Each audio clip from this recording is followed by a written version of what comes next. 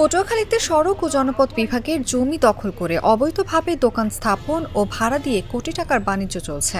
পটুয়াখালীর লেবুখালী পায়রা সেতু থেকে শুরু করে হেতালিয়া বাঁধ ঘাট পর্যন্ত সড়কের দুই পাশে এসব স্থাপনা নির্মাণ করা হয়েছে। সবচেয়ে বেশি স্থাপনা নির্মাণ করা হয়েছে চৌরাস্তা এলাকায়। খোঁজ নিয়ে জানা যায়, পটুয়াখালী চৌরাস্তা এলাকার পটুয়াখালী মির্জাগঞ্জ সড়কের চৌরাস্তা মসজিদ পর্যন্ত মোট ৫৯টি অবৈধ দোকান রয়েছে।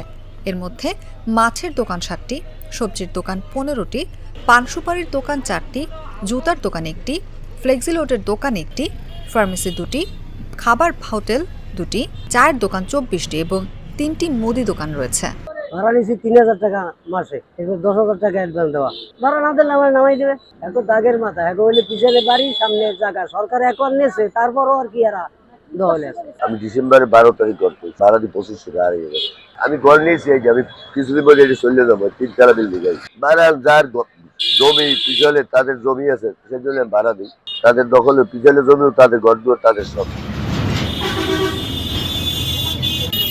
পটুয়াখালী বরিশাল সড়কের টোল প্লাজা পর্যন্ত 37টি অবৈধ দোকান স্থাপন করা হয়েছে।